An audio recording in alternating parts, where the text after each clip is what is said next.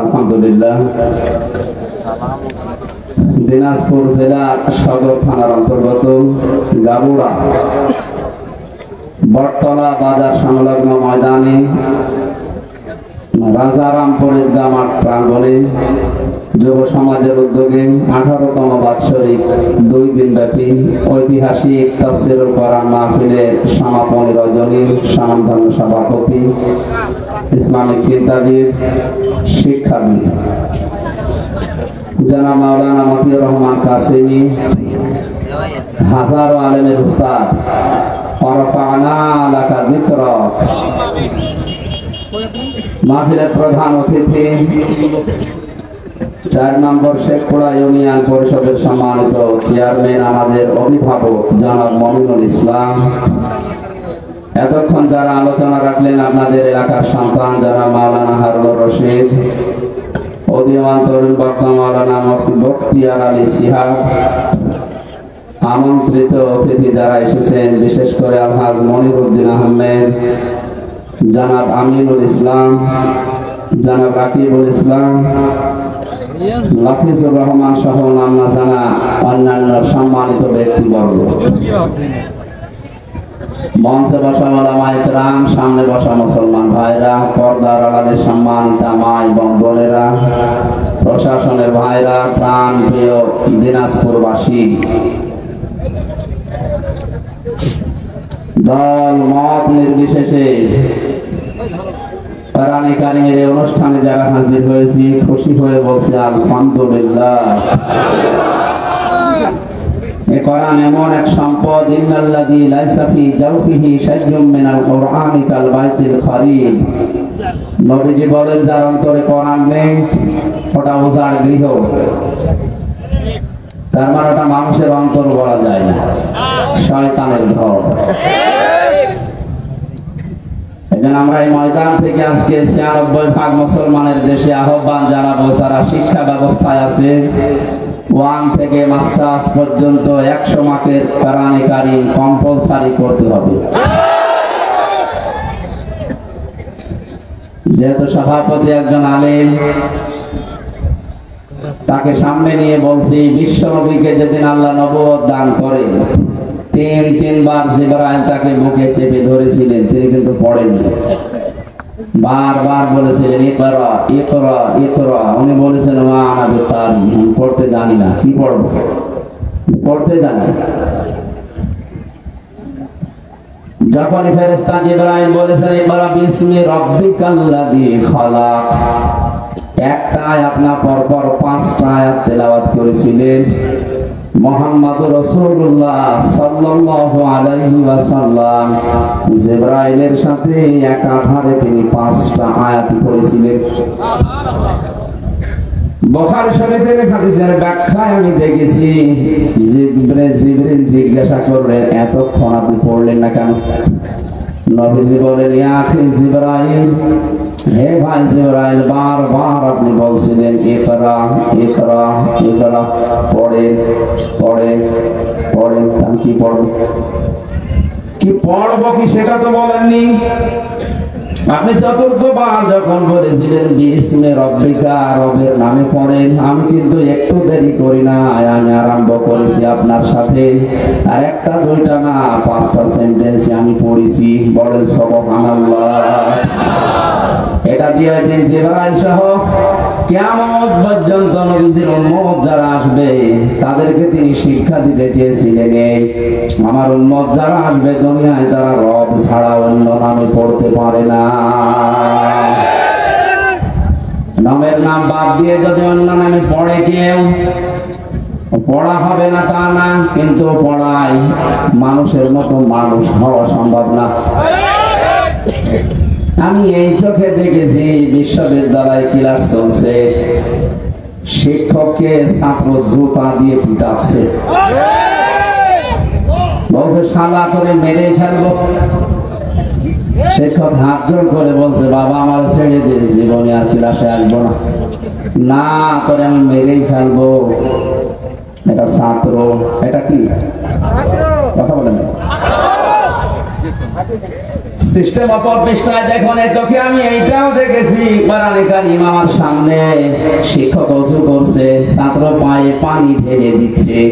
শুধু পায়ে পানি ঢেলে দিয়ে হয়নি, নিজের হাত দিয়ে পরিষ্কার করে দিচ্ছে। ছাত্র মাস্টার্স করে নাই, কেবল 4-5 দিন ভর্তি হয়েছে। আমি বাতাস পর্যন্ত জানি, কোরআনের স্পর্শ এখনো পাইনি।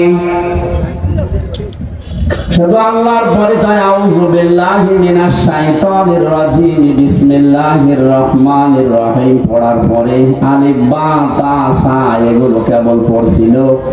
এর ভেতরে আমার আল্লাহ কি মনুষ্যত্ব দিয়েছে কোরআনে কারীমের ইজ্জতের কারণে। ইয়ারফা'ুল্লাহু আল্লাযীনা আমানু মিনকুম ওয়াল্লাযীনা উতুল ইলমা দারাজাত। ইলা আখির আয়াত। সূরা মুজাদালার 11 নম্বর আয়াতে আল্লাহ জানিয়েছেন তাদের মর্যাদা আল্লাহ বৃদ্ধি করতেই থাকে। ইয়ারফা, এটা মজারে, বর্তমান, ভবিষ্যৎ, প্রেজেন্ট, ফিউচার। আল্লাহ পাক নিজে এখানে কাজ করছেন, নিজে ফাইল। ইয়ারফাউল্লাহুল্লাযীনা আমানু মিনকুম, তোমাদের ভেতরে যারা ঈমান আনবে, ওয়াল্লাযীনা উতুল ইলমা দারাজাত, আর যারা দুনিয়াতে ইলম অর্জন করবে তাদের মর্যাদা দিনের পর দিন আল্লাহ বাড়াতেই থাকবে। আমার বন্ধুরা, বাস্তবতা এটা আমরা দেখেছি। পৃথিবীতে শিক্ষিত মানুষ যারা দাবি করে, এরা যত মুরব্বী হয়ে যায়, বয়স যত বেড়ে যায়, এই মানুষগুলোর মর্যাদা তাদের পরিবারস্থ লোক থেকে দুনিয়ার মানুষের কাছে তত কমতে আরম্ভ করে। এর বাস্তব প্রমাণ সাবেক অর্থমন্ত্রী মরহুম আবুল মাল আব্দুল মুহিত। শিক্ষা দীক্ষা, টাকা পয়সা, প্রভাব প্রতিপত্তি, ক্ষমতা কম ছিল আপনার চাইতে, তা না। 53 বছরের ভেতরে আপনারা এবার অর্থমন্ত্রী পেয়েছেন।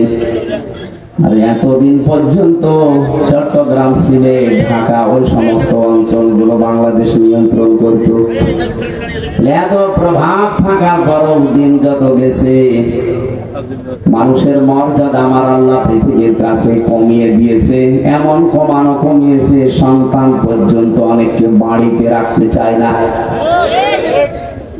কয়েকদিন ধরে আপনারা, কিছুদিন আগে দেখতেছেন ফেসবুকে একটা ভিডিও খুব ভাইরাল হয়েছিল। 4টা ছেলে 2টা মেয়ে, 6 ভাই বোন মিলে পিতার সম্পদ গুলো সব নিজের নামে লিখে নিয়ে বাবাকে রাস্তায় ছেড়ে দিয়েছে। সুবহানাল্লাহ বলছেন না, শুধু নাউযুবিল্লাহ বললে হচ্ছে না, এখানে আলহামদুলিল্লাহ বলা দরকার। এই লোকটাকে 95 বছর বয়সে 6 ভাই বোন মিলে রাস্তায় এমনিতে ছেড়ে দেয়নি, কারণ বেটা সারা জীবনে এই 6টা ছেলে মেয়েকে অনার্স মাস্টার্স করিয়েছে, কিন্তু আল্লাহর পরে যে তার স্থান সেইটা জানায়নি।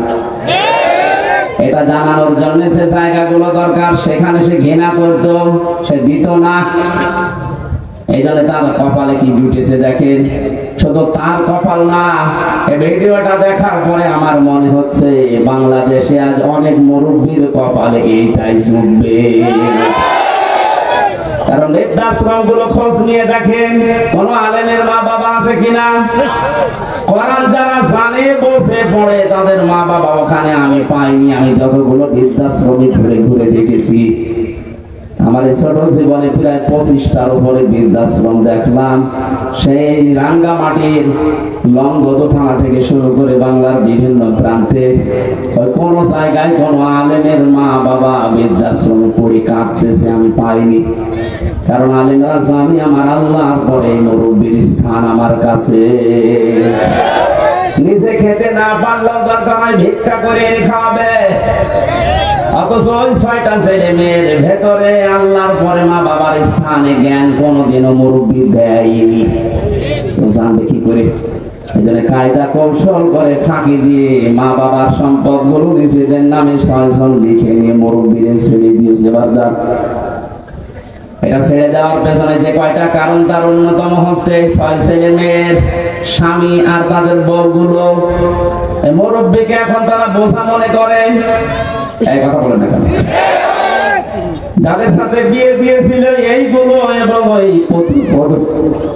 ওই মেয়েগুলো, ওই জামাইগুলো যদি সত্যিই কোরআনে কারিমের জ্ঞানী হতো, মুরব্বীকে রাস্তায় ছেড়ে দেওয়া না, 6 ভাই বোন মিলে আমার মনে হয় মিনি জান্নাতের ভেতরে রেখে দিত।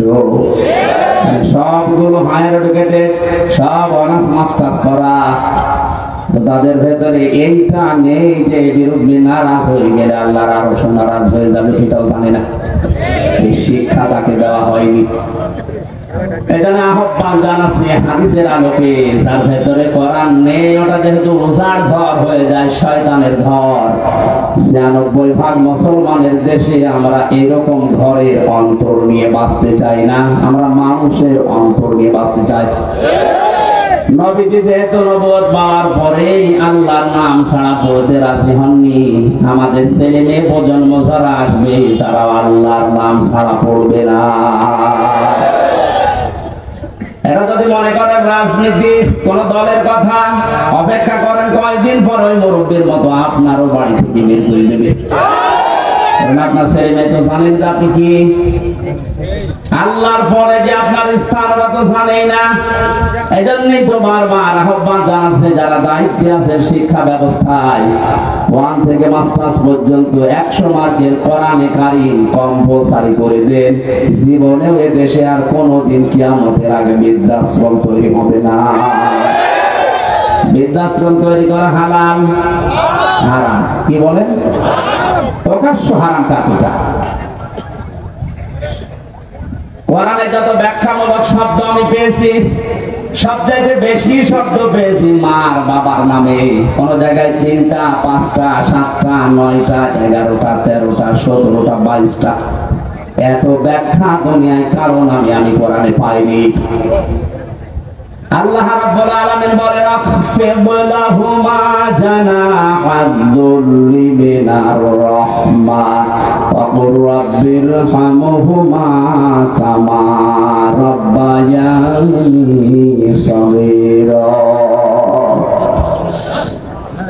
আলেম যারা আছেন তাদেরকে বলছে, এবার সারা জীবনে আয়াতটা জন্মের পর থেকে আমরা অনেকে পড়েছি, এর ভেতরে একটা গোপন রহস্য আছে। আমার আল্লাহ কি সেট করেছেন তাকান তো ব্যাখ্যায়।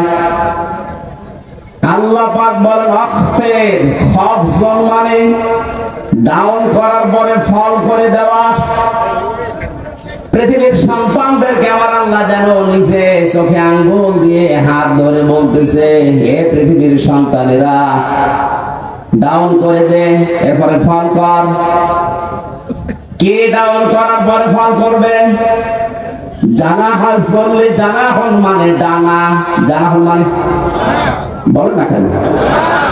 আমার প্রশ্ন, পৃথিবীর কোন মানুষের ডানা আছে? আছে? নেই।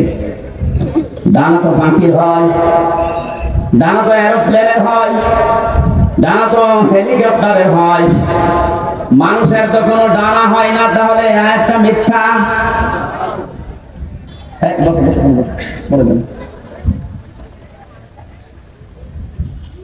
আল্লাহ এমন উদাহরণ সেট করলেন কেন যেটা বাস্তবের সাথে মিলছে না? তাহলে কোরআনে ভুল পাওয়া গেল না, মানে আপনার মিলিয়ে দেওয়া লাগবে আসলে। আল্লাহ পাক পাখির ডানা হাওলাত করে নিয়ে এসে আমারে লাগিয়ে দিয়েছে হামসা।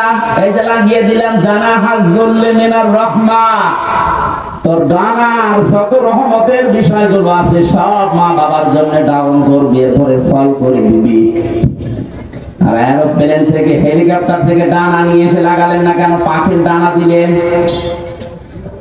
হেলিকপ্টারের ডানা ডাউন করার পরে ফল করলে আর উঠবে না। 2 নাম্বার, এ ডানার ভেতরে এমন শক্ত কিছু ধাতু দেওয়া আছে যেটা কোমল হওয়া, নরম হওয়া, সফট হওয়া কখনো সম্ভব না।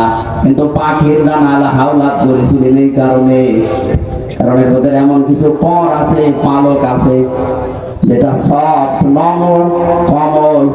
এমন একটা অবস্থা তৈরি হয় একটার সাথে আর একটা লাগলে।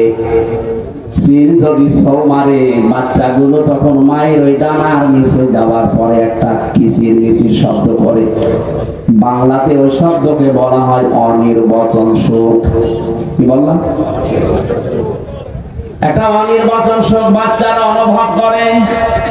আল্লাহ পাক ঠিক যেন পাখির এই বাচ্চাদের মতো আপনার মার বাবা যতদিন আপনি বেঁচে আছেন আপনাকে বোঝাতে চেয়েছে, হামজা তোর মা বাবা যতদিন দুনিয়ায় আছে তারা যেন এই পাখির বাচ্চার মতো একটা সুখ তোর আন্ডারে থেকে পায়। তারা যেন মনে করে আবার হামজা বেঁচে থাকতে অন্তত আমাদের আর কোনো ঝামেলা নেই, আর কোনো চিন্তা নেই আমাদের। দিনাজপুরবাসী মন থেকে বলেন তো, আমাদের মা বাবা যারা দুনিয়ায় আছে এরা কি এই মনে করতে পারছে?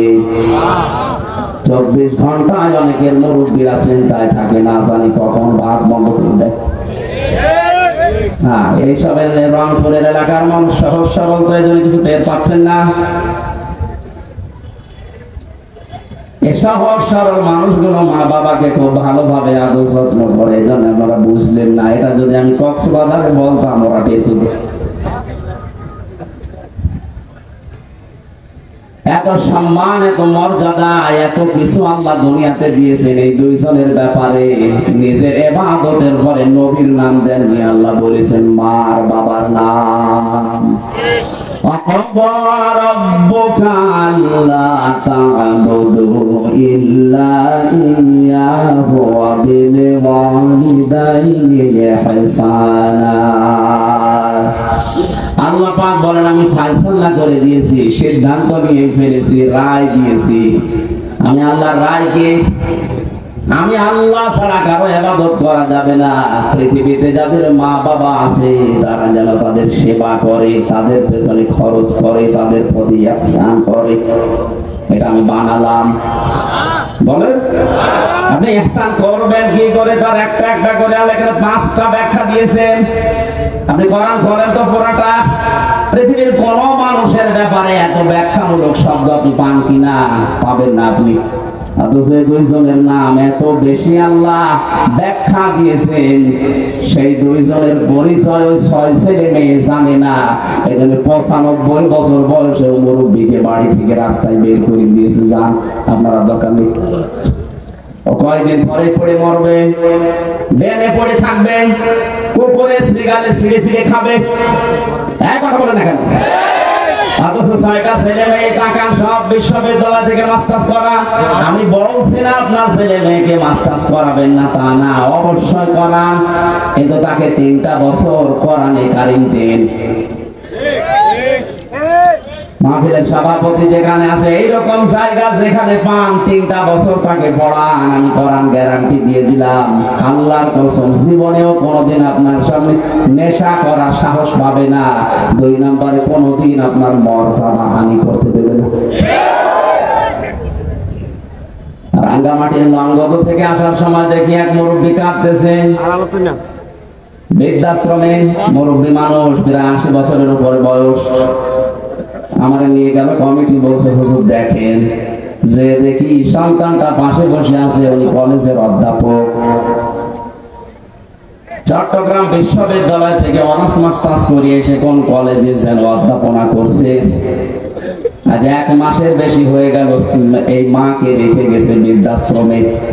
1 মাস মরে পরে যেহেতু টাকা দেওয়া লাগে, আজকে এসেছে টাকা দেওয়ার জন্য। মা ছেলেকে ডাক দিয়ে বলছে, বাবা আমি যখন মারা যাব তখন আমার মাথার উপরে এই ফ্যানটা এটা পাল্টিয়ে নতুন ফ্যান লাগিয়ে দিবি। ছেলে বলছে, মা তুমি তো মরেই যাবে, তখন আবার ফ্যান কি হবে? মা বসে লাগবে, কারণ 1টা মাস এখানে আমি আছি, ফ্যানটা ঘরে না। কর্তৃপক্ষকে বারবার আমি বলেছিলাম, কিন্তু ওরা কথা আমার শোনে না, কারণ তুই তো টাকা দিয়ে যাস নাই।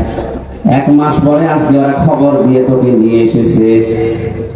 বাস্তবতা আমি যেটা দেখলাম, আমার তো মনে হচ্ছে আমি মারা যাওয়ার পরে তোর যখন এই বয়স হবে, তোর ছেলে মেয়ে মিলে তোর এখানে দিয়ে যাবে। তোর তো আবার ফ্যান ছাড়া ঘুম হয় না, ছোটবেলা থেকে তোকে বাতাস দেওয়া ছাড়া আমি ঘুম পাড়াতে পারি না, তোর কষ্ট হবে রে বাবা, তুই আগে থেকেই ব্যবস্থা করে যা, আমি মারা যাওয়ার পরে তুই ফ্যানটা পাল্টিয়ে দিবি। দেখলাম ওর সামনে ওর হাতের উপরে মা মারা গেল, হাও হাও করে কেঁদে বলছো, হুজুর এ দোষ শুধু আমার একা না, এ দোষ আমার বউ, আমার দুইটা ছেলে মেয়ে আছে, তাদের মুখের দিকে তাকে আমি তালাকও দিতে পারি না। শেষ পর্যন্ত বউ আমারে বারবার এ তাড়না দিয়েছে, বুড়ি বাড়ি থাকলে তোমার ভাত আমি খাবো না। আমি তো সংসারটা ভাঙতে পারলাম না, মাকে এই বৃদ্ধাশ্রমে শেষ পর্যন্ত রেখে গিয়েছিলাম। বাবা আমার 10-12 বছর আগেই মারা গেছে, বহু কষ্ট স্বীকার করেছিল মা আমার জন্য, প্রতিদান আমি দিতে পারলাম না, আজকে আমার হাতের উপরে মারা গেল। দিনাজপুরবাসী, বান্দরবন, রাঙ্গামাটি, লঙ্গ তো শুধু ওই মুরব্বী না, আমার মনে হয় অনেক মানুষ এখন দিনাজপুর ওই রকম অবস্থায় আছে।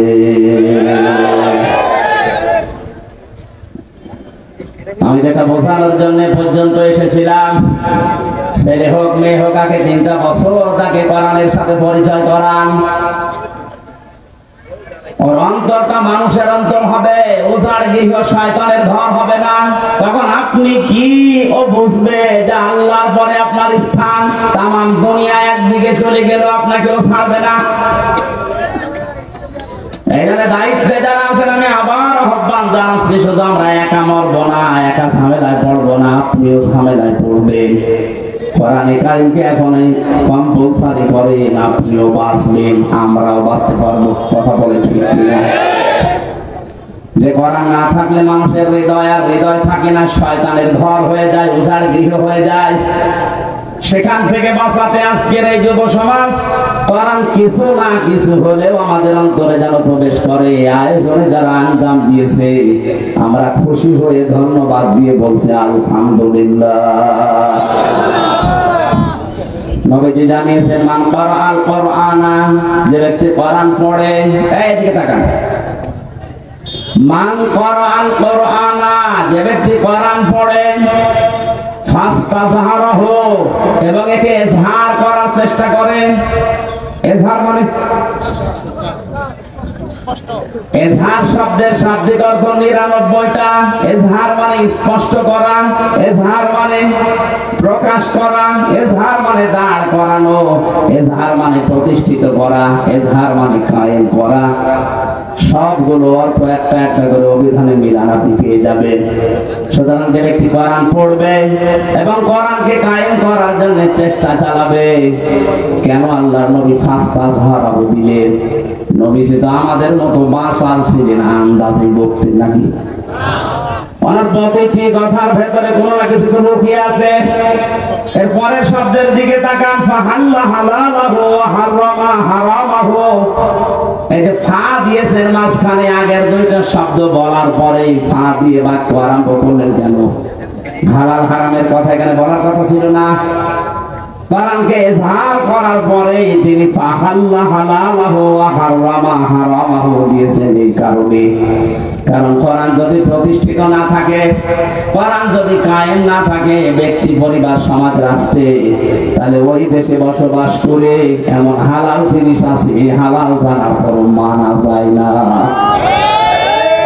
এটা তো বাংলাদেশে নেই। আমার কথা কি বুঝতেছেন? কোরআন যদি ইজহার না থাকে, কায়েম না থাকে, হারামকে হারাম জানার পরও ছেড়ে দেওয়া যায় না, এমন জায়গা দেশে আছে। এবার শব্দের দিকে খেয়াল করেন, মান ক্বারাআল কুরআনা, শব্দটা ক্বারা দিয়েছেন। কোরআন শরীফ পড়ে আমি পেয়েছি, কোরআন পড়ার ব্যাপারে যত শব্দ, 3টা শব্দ সবচাইতে বেশি। ক্বারা, রাতালা, তালাওয়াত, কয়টা? অভিধান দেখেন, এই 3টা শব্দের শাব্দিক অর্থের ভেতরে 4টা শব্দ আছে। যে ব্যক্তি কোরআন পড়তে চায় তাকে শুদ্ধ করে পড়া লাগবে। যে ব্যক্তি কোরআন পড়তে চায়, কোরআনকে তাকে বুঝতে হবে। আমি নাম নিলাম না, একজন মনে করেন এখানে আছে তার বাবা মারা গেছে, সভাপতি সহ আমার মতো আরো 5 জনকে নিয়ে বলছে হুজুর কোরআন খতম করে দেন। ওরা কোরআন খতম করে ফেললাম, উনি আমাদেরকে খাবার দাবার হাদিয়া দফা সম্মান দিয়ে বিদায় করবে না করবে না? বলো না কেন? ওরা কোরআন শরীফ শেষ করে হাদিয়া দফা দিয়েছে, খাবার দাবার দিয়ে সম্মান দিয়ে বিদায় দেবেন। হঠাৎ করে যদি মহাতামিম সাহেব বলে হুজুর ওই ভাইকে ডাকেন তো, আপনাকে বাড়িওয়ালা ডাক দিয়ে যদি বলে যে পুরা কোরআন শরীফ আমরা খতম করে ফেললাম, কিছু বুঝেছেন? উনি বলতে পারবে? যেহেতু আরবি ভাষায় পড়েছি, মাতৃভাষা আমাদের আরবি না, আপনি বোঝেননি। এবার একটা মাত্র আয়াত আপনাকে আমরা আরবিতে পড়ার পরে একটু বাংলায় শোনাবো, তারপরে আপনি হাদিয়া দেবেন, খাবার দেবেন, বিদায় করবেন, যা করেন আরো বেশি করে করেন। ওনার সামনে আরবি আয়াতটা তেলাওয়াত করেছে সুর দিয়ে, ফাহাল্লা হালালাহু ওয়া হারামা হারামা ওয়া হাল্লাল্লাহুল বাই'a ওয়া হারামার রিবা। এখন পর্যন্ত উনি বুঝেছেন? বলেন বাংলায় যদি এবার বলি, এটা আল্লাহ জানাতে চেয়েছেন ব্যবসা তোমাদের জন্য হালাল আর সুদ হারাম। এতক্ষণ পর্যন্ত বাবা মরে গেছে, এই জন্য আমাদেরকে পড়া কোরআন খতম করালেন, কিন্তু আপনি তো সুদ খান। এবার যা টাকা দিয়েছিল, খাবার দিয়েছিল, সব পিটিয়ে বের করবে, এটা বলছেন এখন। আর সম্মান এতক্ষণ যা দিয়েছিল বলবে কি আপনি আমার গোপন জায়গায় হাত দিলে, আপনাকে দিচ্ছি দাদা। যেহেতু আমাদের মাতৃভাষা আরবি নাই, এই জন্য আমরা হয়তো বুঝি নাই। গালি দিলে অনেকে মনে করে শুধু দোয়া করছে। যে এই শব্দটাই আবু জেহেল আবু লাহাবের সামনে যখন নবীজি পড়তেন, ওরা সুদের মহাজন ছিল, কি ছিল? ওরা বুঝে ফেলেছে যে মোহাম্মদ কি বলতে চায়। তখন আর বাংলা, ইংরেজি, আরবি, ফার্সি, উর্দুতে ব্যাখ্যা করা লাগতো না, আরবি পড়লেই ওরা বুঝতো, কারণ ওদের মাতৃভাষায় আরবি। বাস্তবে বাংলাদেশে এমন অনেক জায়গা আছে, হালালকে হালাল জানার পর, হারামকে হারাম জানার পরেও মানা যায় না। কোরআন যেহেতু ছাড় নেই, এই জন্য আমরা মুসিবতে আছি। কোন মানুষ যদি কোরআন পড়ে এবং কোরআনকে বোঝে, যতটুকু বুঝবে তার উপরে ততটুকু বাস্তবে মেনে চলার চেষ্টা চালাবে। সাহাবায়ে কেরামের 2 পারা 3 পারা পড়তে সারা জীবন লেগে যেত, সূরা নাস আর ফালাক পড়তে হযরত ওমরের 11 দিন লেগেছিল তার জীবন কেটেছে। অথচ আমাকে পড়তে দেন সূরা নাস আর ফালাক, আমি 3 মিনিটে শেষ করে ফেলবো। তাহলে হযরত ওমর মনে হয় পড়তে পারতেন না, তাই তার এত সময় লাগলো কোন কারণে? যে আয়াত পড়তেন ওইটা তার প্র্যাকটিক্যাল লাইফে মিলাতেন। কুল আউযু বিরাব্বিন নাস। আল্লাহ পাক বলেন, নবী আপনি বলুন আমি আশ্রয় চাই মানুষের রবের কাছে। এখন রব কি? রবের অর্থ প্রধানত 19টা। উনি 19টা বিষয় নিজের জীবনে মিলিয়ে দেখতেন। রব মানে আইনদাতা, রব মানে প্রতিপালক, রব মানে উকিল, রব মানে এরকম যত আছে মিলাতেন, দেখি আমার জীবনে মেলে কিনা। যখন দেখতেন রব মানে আইনদাতা, আমার জীবনে আল্লাহর আইন আমি যতটুকু সমর্থন মানতে পারছি। রব আমার রিজিক দাতা, আমি আল্লাহ বাদে অন্য কাউকে রিজিকের উপরে ভরসা করি না, মানিও না। একটা একটা করে 19টা মিলিয়ে ফেলতেন। তখন বলতেন পরবর্তী আয়াত দেন, মালিকিন নাস। আমরাও তো কোরআন এইভাবে পড়ি। তার 11টা আয়াত পড়তে 11 দিন সময় লেগে যেত, এইভাবে মিলাতেন। আর আমাদের এক খতম করতে দেবেন 11 ঘন্টায় পুরা কোরআন পড়ে শেষ করে আর খতম শুরু হবে। এখানে কোরআন ব্যাখ্যায় আমি যতগুলো অর্থ পেয়েছি, অভিধানে 4টা শব্দ সব জায়গায় লেখা আছে। কেউ যদি কোরআন পড়তে চায় সে যেন শুদ্ধ করে পড়ে। অরাতিল কোরআন তারতিলা, এই নির্দেশ কার? আরো জোরে বলেন। 2 নাম্বার, কোরআন শুধু পড়লে হবে না, আফালা ইয়াতাদাব্বারুনাল কোরআন। কি হয়েছে তোদের? কোরআন নিয়ে কেন চিন্তা ভাবনা করো না? না বুঝলে আপনি চিন্তা করবেন কি দিয়ে?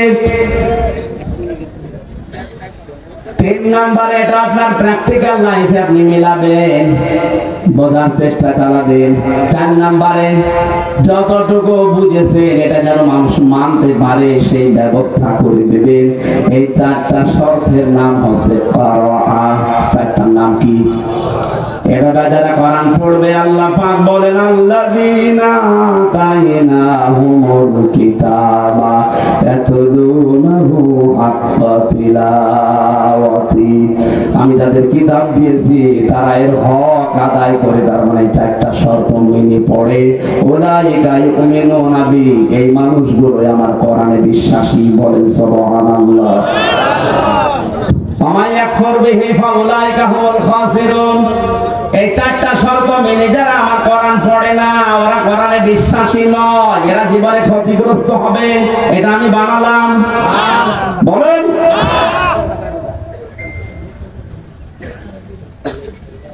কুষ্টিয়া বিশ্ববিদ্যালয়ে প্রথম যখন ফার্স্ট ইয়ারে 10 সালে ভর্তি হওয়ার সময় কুষ্টিয়ার মডেল থানার ওসি আসাদুজ্জামান আমাকে বলেছিল, হুজুর আমার পড়ান।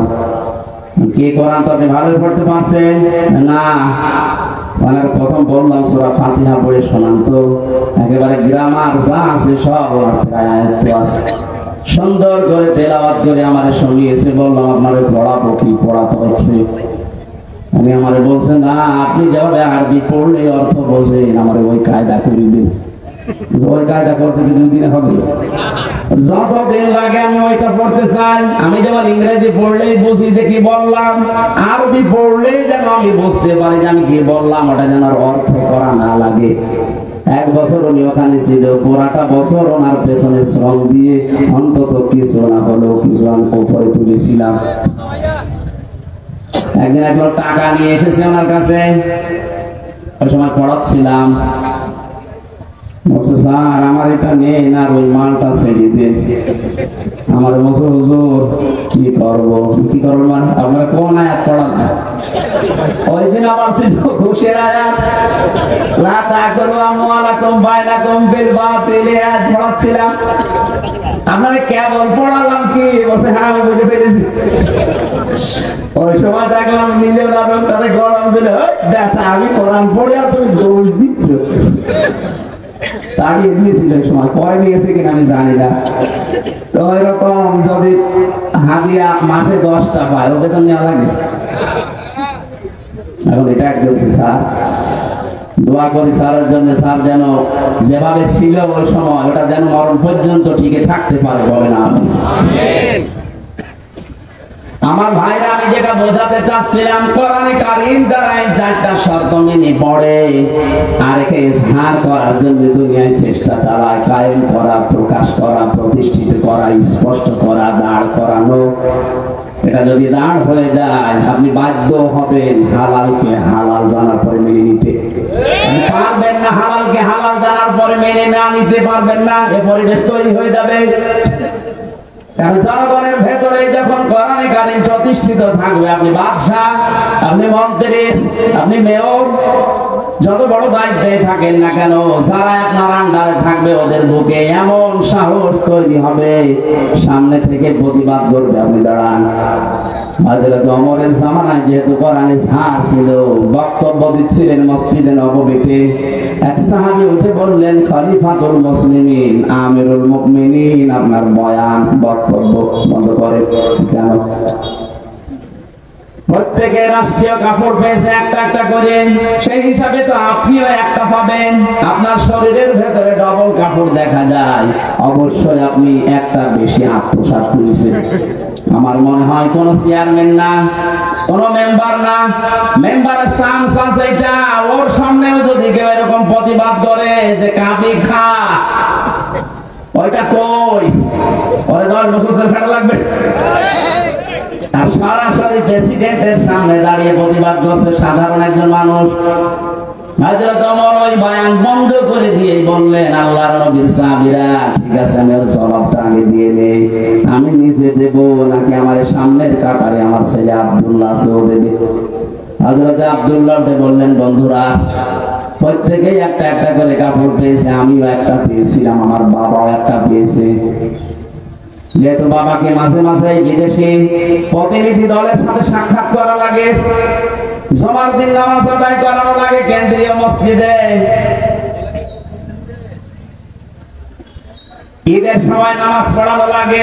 বাবার এইরকম জামা নেই, এই জন্য আমার কাপড়টাও বাবাকে দিয়েছি। দুইটা কাপড় মিলে বাবা আমার কাপড় তৈরি করেছে। কারণ যদি ছাড় থাকে, কায়েম থাকে, ও দেশে আপনি উল্টা পাল্টা করে নিজে বাঁচতে পারবেন না, আপনাকে বাধ্য করবে কোরআন। এই ফাস্তা সাহারাহুর ব্যাখ্যায় আমি টিকার ভেতরে পেয়েছি, খলিফাতুল মুসলিমিন হযরত ওমর রাষ্ট্রের দায়িত্ব পালন করে এশার নামাজের পরে বাড়িতে আসলেন। বারান্দার দিকে তাকিয়ে দেখলেন একটা লাশ, শিশু বাচ্চা 12টা টুকরা করে কে যেন রেখে গেছে। চিন্তায় পড়ে গেলেন, ডাক দিয়ে বলে, আমার দেশে কোরআনের বিচার চলছে, আর আমার ঘরের বারান্দায় একটা মাসুম বাচ্চাকে 12 টুকরা করে কে রেখেছে, এর বিচার না হওয়া পর্যন্ত আমার নিস্তার নেই। তদন্ত কমিটি গঠন করলেন, 3 দিনের ভেতরে রিপোর্ট দেবে। মানুষ পায় না, রিপোর্ট দেবে কি? হযরত ওমরের চিন্তায় খাওয়া দাওয়া বন্ধ হয়ে গেছে। কি হয়ে গেল? আমার দেশে একটা অবৈধ ভাবে মানুষ মারা গেল, তো একটা নিষ্পাপ মানুষ, আমি কিছুই করতে পারলাম না এতক্ষণ পর্যন্ত। পৃথিবীতে মুসলমান 57টা দেশ, এখন প্রতিটি রাষ্ট্রের যারা দায়িত্বে আছে, আমাদের দেশে যেমন 1634 জন মানুষ আছে। এদের যদি অনুভূতি, এদের যদি আমল হযরত ওমরের মতো এভাবে কাজ করতো যে আমার দেশে আমি আছি দায়িত্বে, আর বিনা কারণে অবৈধভাবে একটা লাশ পড়ে গেল, আমি কিছুই করতে পারলাম না, কিয়ামতের আগে এই দেশে অবৈধ কোনো লাশ কোনো জায়গায় পড়ে থাকতো না।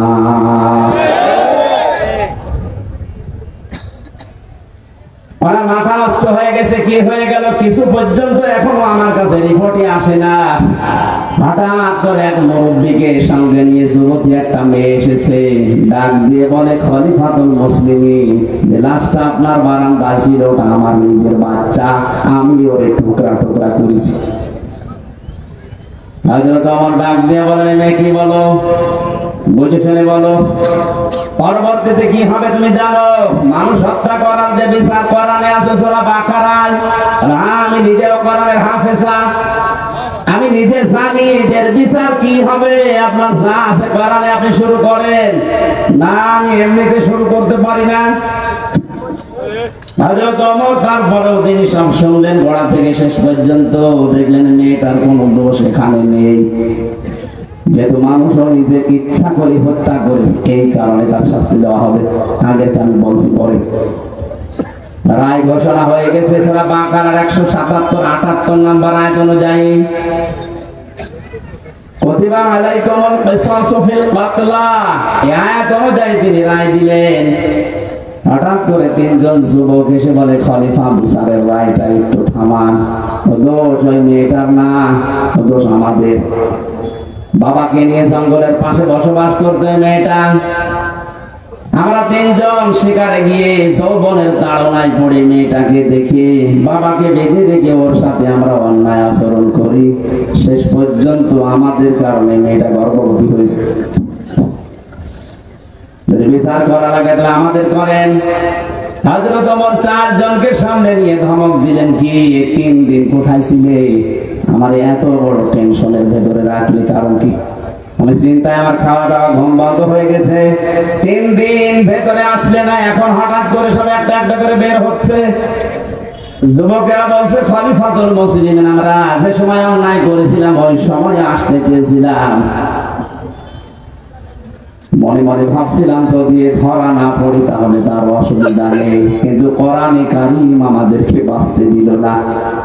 যেখানে যায় আমাদের কোরআন শান্তিতে থাকতে দেয় না, বারবার পেছনে যেন তাড়া করে বেড়ায় আমাদের বিবেকের উপরে। যেটা করেছো যদি এই গুনার বিচার দুনিয়ায় না হয়, কিয়ামতে আল্লাহ এই পাপের বিচার ডবল করবে। দিনাজপুর বাসে একটা কথা মনে রাখবেন, ইসলামের 500 শরীয়তের যে বিধান আছে, এটা যদি কারো দ্বারা লঙ্ঘন হয়ে যায়, যদি ওই বিচার দুনিয়াতে কোরআন অনুযায়ী আপনি না পান, না করতে পারেন, কিয়ামতের দিন কিন্তু ওই বিচার আল্লাহ ডবল করে করবে। কথা বুঝতেছেন? আমরা আর পারলাম না, কোরআন আমাকে তাড়া দিয়ে এই জায়গায় এনেছে, আপনি বিচার আমাদের করেন, মেয়েটাকে ছেড়ে দেন। হযরত ওমর বললেন না, মেয়েটাকে আমি ছেড়ে দিতে পারতাম, কিন্তু যা বলেছে শেষে এসে সজ্ঞানী স্বেচ্ছায় নিজের বাচ্চাকে নিজে টুকরা টুকরা করেছে। এই কারণে মেয়েটা এবার বলে, খলিফা আপনি যে এতক্ষণ শুনেছেন আমাদের দোষ না, আমার কোনো দোষ আসলে ছিল না, আমি তো নিরীহভাবে বসবাস করছিলাম। যুবকরা যৌবনের তাড়নায় শয়তানের ধোঁকায় পড়ে আমার ইজ্জত সম্ভ্রম নষ্ট করেছে। গর্ভবতী হওয়ার পরে বাচ্চাটা দুনিয়ায় এসেছে, মনে করলাম মাসুম বাচ্চা, এর তো দোষ নেই, কিন্তু জন্ম তো ঠিক নেই। আমি কোরআন কারীমের হাফেজা, আমার পড়া কোরআন আয়াত আছে, কোরআন আমাকে বারবার ডাক দিয়ে বলে অতুল্লিন বাদা যালিকা সামিন। আল্লাহ পাক জানিয়েছেন এই পৃথিবীতে কোরআনের ডাইরেক্ট ইনডাইরেক্ট যারা বিরুদ্ধে আছে তাদের 9টা গুণ এদের পরবর্তীতে আছে। তাদের চরিত্রের ভেতরে 9টা গুণ পাওয়া যায়। 1 নম্বরে আপনি যখন দেখবেন কোরআনের বিরুদ্ধে ডাইরেক্ট হোক ইনডাইরেক্ট হোক কেউ যদি অবস্থান নেয়, ওটা সানি বদমেজাজি, ওটা যার সন্তান। আমি তো দেখতে পেলাম এর বাবা ঠিক নেই, এর বাবা তো একজন না কয়জন, 3 জন বাবা মিলে ওরে জন্ম দিয়েছে, ওটা যার সন্তান। আমার পেটে এসেছে তাতে কি, জন্ম হয়েছে, বড় হওয়ার পরে আমার পেটের সন্তান কোরআনের বিরুদ্ধে অবস্থান নেবে, আমি মা হয়ে দেখবো, তখন তো আমি মুরব্বী হয়ে যাবে, ওরা কিছু বলতেও পারবো না। এই জন্য ছোটবেলায় ওরা বিদায় করে দিলাম যেন আমার পেট থেকে পড়ে কোরআনের বিরুদ্ধে না যায়। আপনি এই কারণে বিচার করেন। আমি ঘটনা বলার উদ্দেশ্য না, খাস্তা জাহারাহু পড়তে যে আমি পেয়েছিলাম, কোরআন যদি এজহার থাকে, কোরআন যদি কায়েম থাকে, আমরা গুনাহগার, গুনাহ আমরা করবই, কারণ এটা আমাদের অভ্যাস, আমাদের স্বভাব। কিন্তু কোরআন আপনাকে বেঈমান হয়ে মরতে দেবে না। গুনাহ করলেও দুনিয়া থেকে বিদায় নেওয়ার আগে এমন কায়দায়, এমন কৌশলে, এমন জায়গায় ফেলবে আপনি যেন নিষ্পাপ হয়ে মারা যেতে পারেন, মরণের পরে পাপের শাস্তি যেন আর পাওয়া না লাগে। কোরআনে কারীম যদি আমরা ইজহার করার চেষ্টা করি, হালালকে হালাল আমরা মানতে পারবো, হারামকে হারাম জানার পরে আমরা মানতে পারবো। আর যদি ইজহার না থাকে, আপনি যত সফিগিরি করেন, এইটা টুপিটা মাথায় দিয়েছি মনে করছেন অনেক সুন্দর লাগছে দেখতে, এর ভেতরে সুদ আছে। প্রশ্ন আসতে পারে, আপনি 200 টাকা দিয়ে টুপিটা কিনে এনেছেন, আপনার তো সুদের টাকা না, ঠিক আছে, কিন্তু এই টুপিটা যে ফ্যাক্টরিতে তৈরি হয়েছে, ফ্যাক্টরির মালিক লোন নিয়েছে, এটা পৌঁছে যতদিন পর্যন্ত দেশে যাকাত ভিত্তিক অর্থনীতি কায়েম না হবে, তার মানে কোরআন কায়েম না হবে, ততদিন আপনি ফেরেশতা জিবরাইল যদি দিনাজপুরে বাস করে, ও ডাইরেক্ট ইনডাইরেক্ট সুদখোর।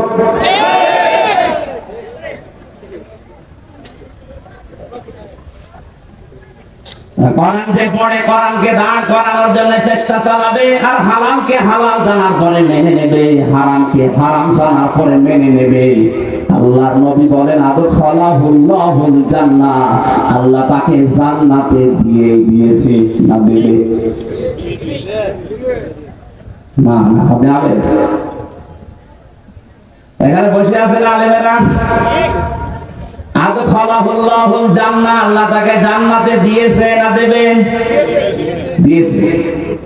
আদখালা ইয়াদখুলু, এটা মাসির সিগা, অতীতের শব্দ নবীজি কেন দিয়েছেন?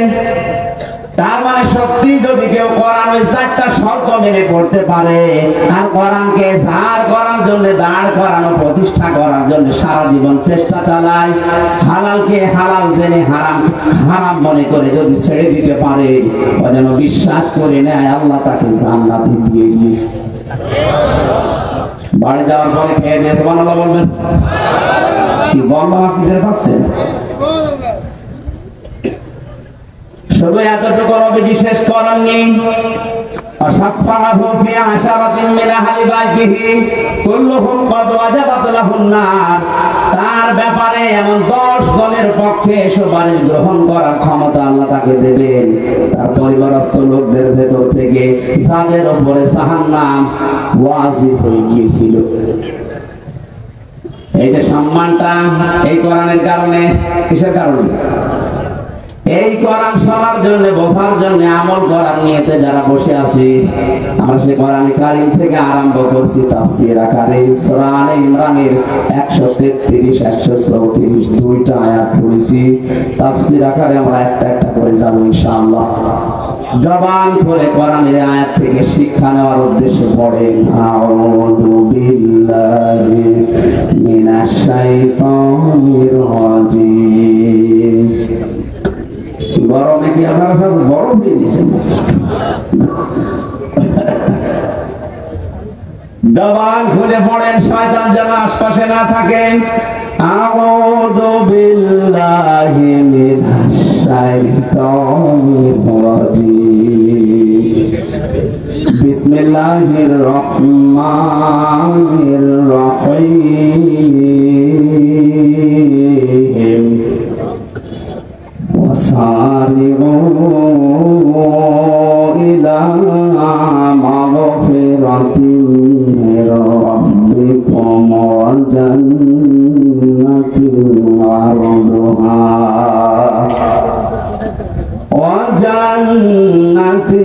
عرضها السماوات والأرض أعدت للمتقين।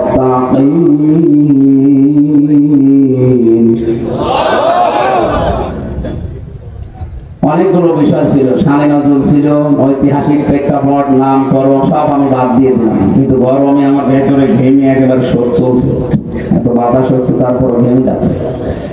খুব তাড়াতাড়ি শেষ করবো বলে মনে আয়াতের দিকে এগিয়ে যাচ্ছি সরাসরি তাফসীরে।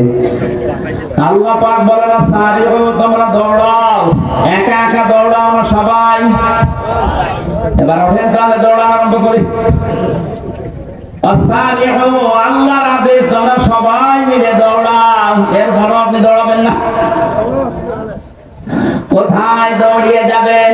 ইলা মাগফিরাতিন মির রাব্বিকুম, তোমাদের রবের ক্ষমার দিকে দৌড়াও। পৃথিবীতে সবচাইতে বড় সম্পদ মুমিনের জন্য আল্লাহর ক্ষমা। আমি নিজে সহ যারা আলেমরা বসে আছে তাদেরকে বলছি, কিয়ামতের ময়দানে আল্লাহ যে বিচার ব্যবস্থা তৈরি করবেন, আল্লাহর বিচারের সিস্টেম হবে 3টা। কয়টা? বলেন বলেন। 1 নম্বরে আমার আল্লাহ যদি ন্যায় বিচার করেন, কেউ বাঁচতে পারবে না। কথা বলেন না কেন? আল্লাহ রাব্বুল আলামিনের বিচারে কোনো অবিচার বলতে কিছু নেই। আল্লাহর বিচারে কোনো অবিচার। জবাব দেন না কেন? আল্লাহর বিচারে অবিচার আছে? ন্যায় বিচার করলে কেউ বাঁচবে না। অবিচারও নেই, ন্যায় বিচার করলেও বাঁচবেন না। করবে কি? আল্লাহ পাক যদি ক্ষমা করে দেয় দয়া করে কাউকে, তার গফফার নামের খাতিরে এই লোকটাই শুধু জান্নাত পাবে। নবীজি মাঝে মাঝে বলতেন আল্লাহর ক্ষমা ছাড়া কেউ জান্নাত পাবে না। সাহাবীরা বলেন, হে নবী আপনি? নবীজি কেঁদে কেঁদে বলতেন, সাহাবীরা আমিও আল্লাহর দয়া ছাড়া, ক্ষমা ছাড়া জান্নাত পাবো না। এই জন্যই আল্লাহ এদের প্রথম শব্দে দিয়েছেন দৌড়াও আল্লাহর ক্ষমার দিকে। এটা যদি সত্যি তুমি না পাও, আমার যে বানানো বাগান যে জান্নাত, ওইটার আশা তুমি করতে পারো না। কাবা শরীফ যারা তাওয়াফ করে, সভাপতি যেহেতু হাজী সাহেব, ষষ্ঠ চক্করে আমরা সবাই মিলে একটা দোয়া পড়ি আল্লাহর কাছে, আল্লাহুম্মা ইন্না আলাইয়া হুকুকান ফীমা বাইনি ওয়া বাইনিকা। আর অনেকগুলো কথা আছে। আল্লাহকে কাবার সামনে নিয়ে বলা হয়, রব্বুল আলামিন তুমি আমার মালিক, আমি তোমার গোলাম। মালিক আর গোলামের ভেতরে অনেক দিন পাওনা আছে। আমি গোলাম হিসাবে, তুমি মালিক, যা দেবে তো সব দিয়েছো, নেই থেকে তুমি আমাকে হামজা বানিয়েছো।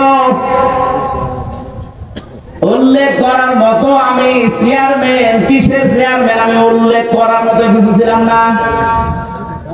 ওনার বয়স যদি এখন 50 বছর হয়, 51 বছর আগে উনি কিছু ছিল দুনিয়ায়? এই কথা বলে না কেন? হাল আতা আলাল ইনসানি হাইনুম মিনাদ দাহরি লাম ইয়াকুন শাইআম মাযকুরা। মানুষের জীবনে কি এমন সময় অতিবাহিত হয়নি যখন সে আলোচনা করার মতো, উল্লেখ করার মতো কিছু ছিল না? মায়ের গর্ভের ভেতরে যখন বাবার এই নাপাক পানিটা দ্রুত গতিতে এসে পড়ে, বিজ্ঞান এখন কম্পিউটারে দেখতে পাচ্ছে এই পানিটা বাবার স্ফলিঙ্গ দিয়ে দ্রুত গতিতে বের হয়ে মায়ের রেহেম পর্যন্ত যাওয়ার যে রাস্তাটা, এখানে কমপক্ষে 40,000 মানুষ তৈরি হতে পারে। মায়ের জরায়ু দেওয়ালের সাথে কেউ ধাক্কা লেগে বিভিন্ন কায়দায় পড়ে মরে যায়। ওখানে যে পৌঁছায় শুধু হামজা একা। আমি পৌঁছানোর পরে 40 দিন এভাবে করে বিভিন্ন রূপ আমাকে আল্লাহ নিজে দান করেন। وجعل لكم السمع والأبصار والأفئدة। সূরা নাহাল 14 নম্বর পারা, 14 নম্বর পৃষ্ঠা, 14 নম্বর লাইনের 78 নম্বর আয়াতের মাঝের অংশে আছে। আল্লাহ বলেন শ্রবণ শক্তি, দর্শন শক্তি, বাক শক্তি, আঁকের শক্তি আর ঘ্রাণ শক্তি, এই 5টা আমি আল্লাহ আমার রব নামের কারণে হামজাকে দিয়েছি। বাবার যে নাপাক পানিটা বের হয়েছিল, বিজ্ঞান এখন প্রমাণ করছে এই নাপাক পানিটা দিয়ে মহান আল্লাহ এই যে 40 দিন পার হয় মনে করছেন এমনি না। এটা দিয়ে আল্লাহ 4টা জিনিস 340-এর ভেতরে তৈরি করে ফেলেন। চুল, রক্ত, হাড় আর পর্দা, রক্ত, গোশত, চর্বি আর চামড়া। মায়ের রেহেমে যে নাপাক পানিটা ছিল এটা দিয়ে 4টা, বাবারে নাপাক পানি দিয়ে 4টা, 8টা জিনিস এক হয়। আপনি 8 জিনিস দিয়েছি, বড় মানুষ বানাতে পারবেন না। কমপক্ষে মানুষ বানাতে হলে 13টা জিনিস লাগবে। কয়টা বলেন? এটা তাফসিরে, আধুনিক তাফসির যেগুলো আছে এগুলো কম্পিউটারের সাথে মিলিয়ে দেখবেন, পেয়ে যাবেন। আগেকার তাফসির মহাতামিম সাহেবরা যারা পড়েছে, আগের তাফসিরে আলাক মানে যোগ লেখা ছিল। আলাক মানে মাটির নির্যাস, জমাট বাঁধা রক্ত, এগুলো পেয়েছে। আধুনিক তাফসির যেগুলো বের হচ্ছে কম্পিউটারের সাথে মিলিয়ে দেখবেন, আলাক মানে শুধু জমাট বাঁধা রক্ত না, আলাক মানে ঝুলন্ত। আলাক মানে ঝুলন্ত। 40 দিন মায়ের রেহেমের ভেতরে হামজা ঝুলেছিল এভাবে, এটা আপনি একটু দেখতে পাবেন। আমি যেহেতু ওই আয়াত পড়ি না, এই জন্য ওই দিকে যাচ্ছি না। 40 দিনে 6 মাস যখন হয়ে যায় মায়ের পেটে, তখন আমার খাবারের প্রয়োজন দেখা দেয়। পৃথিবীর কোন মানুষ আমাকে ওই জায়গায় খাবার দেয়নি। মহান আল্লাহ তার রব নামের খাতিরে না চাওয়ার আগে খাবার পৌঁছিয়ে দিয়েছে। আল্লাহ রাব্বুল আলামিন বলেন 13টা জিনিসের ভেতরে যেহেতু 8টা পেয়েছি, এখন 5টা লাগবে। আমি যে রব নাম নিয়েছি, এই জন্য রবের কারণে তোর 5টা জিনিস ছেড়ে দিয়েছি। তার ভেতরে শ্রবণ শক্তি, দর্শন শক্তি, বাক শক্তি, আকেল শক্তি আর ঘ্রাণ শক্তি। একটাও যদি কম দিতাম দুনিয়ায় আসতে কিন্তু অপূর্ণাঙ্গ হয়ে আসতে পারতে না। হ্যাঁ, আমরা পৃথিবীতে এসে হয়তো এগুলো অনেকে নষ্ট করে ফেলি। যে আমার কানটা আজ 2 দিন আমি নষ্ট করে ফেলেছি। এই ভক্তবৃন্দ যারা আছে এরা আদর করে আমার আইসক্রিম খাওয়াইছে। এই 2 দিনে সমস্ত দই খাওয়াইছে ফ্রিজের। আমি খেতে চাই না, না হুজুর খান, অসুবিধা নেই, খেয়ে এখন বেশি গান আর কিছু শুনছি না। এই যে দুনিয়ায় এসে আমি নষ্ট করেছি এগুলো বিভিন্ন পরিবেশের কারণে, না নষ্ট করে দিয়েছে বলেন। এই যে তীব্র গরম চলছে, এটা আল্লাহর দোষ। যাহারাল ফাসাদু ফিল বাররি ওয়াল বাহরি বিমা কাসাবাত আইদিন নাস লিইউযিকাহুম বা'দাল্লাযী আমিলু লাআল্লাহুম ইয়ারজিউন। সূরা রুমের 41 নম্বর আয়াতে আল্লাহ জানিয়েছেন, জলের স্তরে যে বিপর্যয়গুলো দেখতে পাচ্ছ একটাও আমি আল্লাহ পাঠাই না, সব তোমাদের হাতের কামাই করা। বিজ্ঞান এই বাংলাদেশ নিয়ে কয়েকদিন আগে 3 দিনের একটা গবেষণা আজকে দেখলাম। মনে করেন এই 10 কেজি পানি উপরে ওঠার কথা ছিল, এই 6 মাস তো গরম থাকে, 6 মাসে 10 কেজি মনে করেন পানি জলীয় ভাবে উঠবে উপরে, আর 10 কেজি আবার নামবে বৃষ্টির মাধ্যমে। গাছ উজাড় করার কারণে, পাথর পাহাড় কেটে ফেলার কারণে নদী বন 11,000-এর উপরে 1100-র উপরে নদী এই দেশে আছে, সবগুলো প্রায় শুকিয়ে যাচ্ছে। এ কারণে পানিগুলো আর উঠতে পারে না আকাশে, ওখান থেকে আর নেমে যে ঠান্ডা হবে সে পরিবেশ হয় না। এই দোষ তো আল্লাহর। এমন উত্তম প্রতিবেশী আমরা পেয়েছি, পানি দেওয়ার সময় পানি দিতে চাই না, আর যখন লাগবে না এমন দেওয়া দেয় আমরা ভেসে যাই। প্রতিবেশীর কাজ হলো এটা। অথচ প্রতিবেশীর যত হক, আমি আরো নিচে নামতে পারতাম, পারলাম না। হ্যাঁ, নামি আবার 3 বছর থাকি, ও আরামে আছে।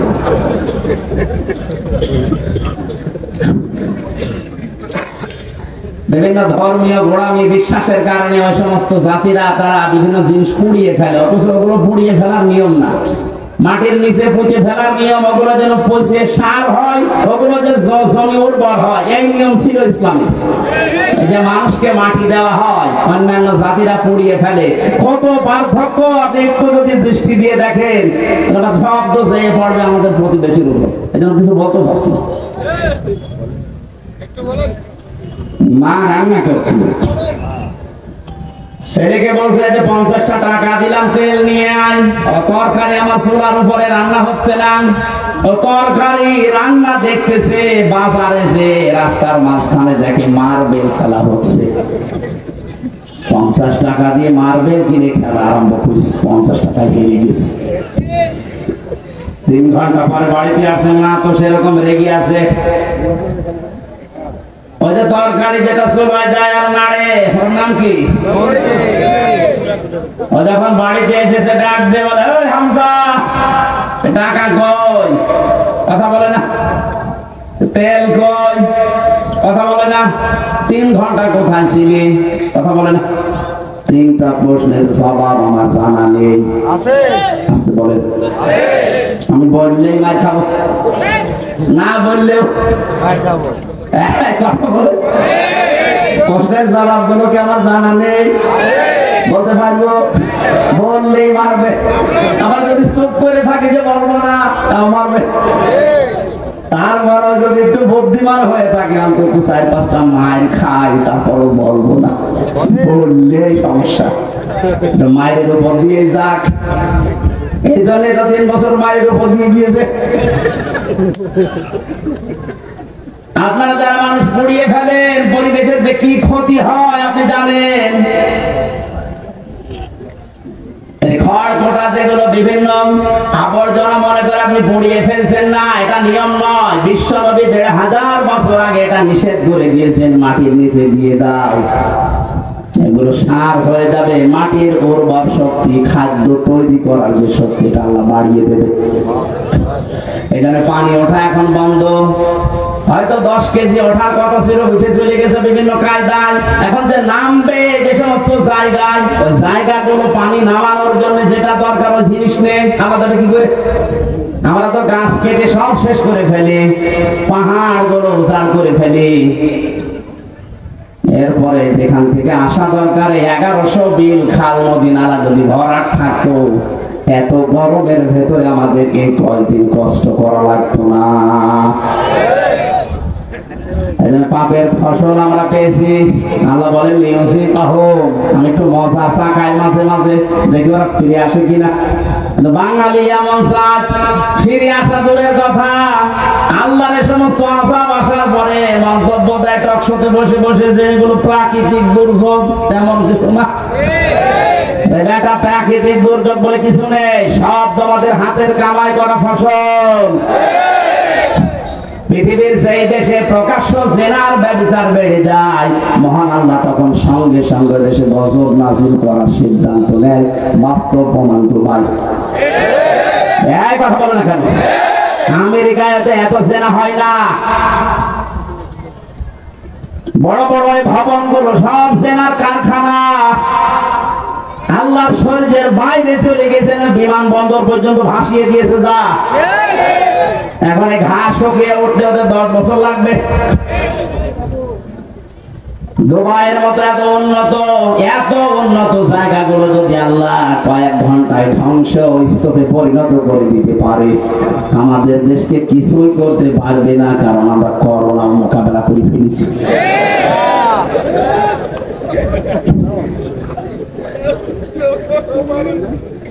না ভাই, আমরা যেন ফিরে আসি, আমরা এই আযাব গজব গুলো মাঝে মাঝে পাঠাই। আমরা তো ফিরে আসি না, আমাদের বৃদ্ধি আরো বাড়ে। জোরে বলেন নাউযুবিল্লাহ। আজ আমাদের এই পাপের ফসলের কারণে হাজারো সৃষ্টি কষ্ট পাচ্ছে। বলেন, একটু ভেবেছেন এই 5টা জিনিস আল্লাহ যেটা দান করেন নিজের পক্ষ থেকে যদি একটাও কম দিত, আপনি মনে করেন শ্রবণ শক্তি পাননি, কালা হয়ে দুনিয়ায় আসতেন, কত রকমের সমস্যা হতো আপনি টের পাচ্ছেন না? যদি দর্শন শক্তি আল্লাহ না দিত, আমি নিজে বাস্তবে দেখেছি, কুমিল্লায় এক মাহফিলে খাবার খাচ্ছিলাম, হঠাৎ বিদ্যুৎ চলে গেল। পাশে এক অন্ধ বসে খাবার খাচ্ছিল, আমরা চিল্লা পাল্লা করছি, তাড়াতাড়ি কারেন্টের ব্যবস্থা করেন, আলো কই। হঠাৎ অন্ধ আমার হাত চেপে ধরে বলছে, হুজুর মাত্র 2 মিনিট কারেন্ট চলে গেছে, আপনি চিল্লাচ্ছেন। অথচ 11 বছর, 40 বছর হয়ে গেল আমার জীবনে কোনো কারেন্ট নেই। 40টা বছর আমি চোখে দেখি না, আমি তো চিল্লালাম না। একটা কনফারেন্স দেখছিলাম, সৌদিতে ছিলাম আমি, মদিনাতে। ওই সময় আমার চোখে পানি চলে এসেছে। আল্লাহ, ছোট্ট মাত্র 11 বছর বয়স, 2 চোখ নেই, পুরা কোরআন শরীফ আয়ত্ত করে ফেলেছে, সুন্দর করে তেলাওয়াত করছিল। হঠাৎ বিচারক ডাক দিয়ে বলছে, বাবা তোমার যে চোখ নেই, তোমার কি আল্লাহর প্রতি কোনো অভিযোগ আছে? ছেলেটা অতটুকু বয়সে, আমি তো মনে মনে করছিলাম না জানি কি বলে ফেলে আল্লাহর বিরুদ্ধে। চোখ তো নেই, অভিযোগ তো নেই, আরো আমি খুশি আছি। বিচারক বলছে, কিসের খুশি তুমি? ছোট মানুষ, অতটুকু বয়স, 11 বছর বয়স, কোরআনের হাফেজ, অন্ধ। ডাক দিয়ে বলে, বিচারপতি আপনি আমাকে যে প্রশ্ন করলেন আমার আল্লাহর প্রতি কোনো অভিযোগ আছে কিনা, আমি অন্ধ এই জন্যে আমি বললাম নেই। কেন নেই জানেন? কিয়ামতের যেদিন আল্লাহ বিচার করবে, চোখওয়ালা মানুষদেরকে আল্লাহ ডাকবে, সিরিয়াল হিসাবে আমারও ডাকবে। আমি অন্তত আল্লাহকে ওই সময় বলতে পারবো, মাবুদ দুনিয়াতে আমাকে কিছুই দেখতে দাওনি, চোখের কোনো গোনা আমার দ্বারা হয়নি, আজকে এই ওসিলায় হলেও কিছুটা আযাব আমার উপরে ক্ষোভ করে দাও।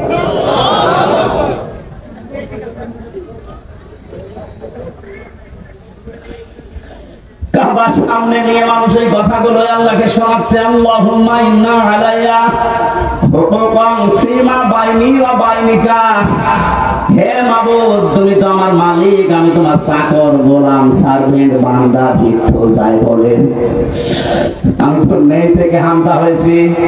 13টা জিনিস তুমি দয়া করে আমাকে দিয়েছো, যা দেওয়ার দরকার সব আমারে দিয়েছো, একটাও বাকি নেই তোমার দিতে। কিন্তু তুমি মালিক হিসাবে তো আমার কাছে কিছু পাবে। আমি তো তোমাকে কিছুই দিতে পারলাম না।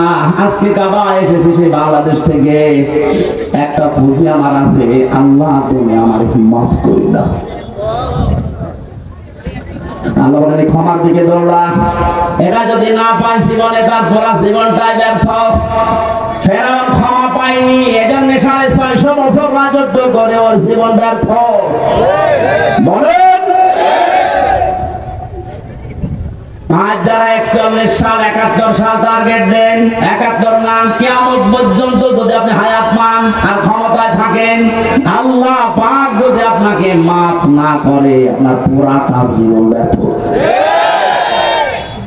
কি করবেন আপনি জীবনে? না সন্তান আদি বেশি জন্ম দিলেন, বেশি খাবার খেলেন, বেশি দিন বেশি থাকলেন, এই শেষ।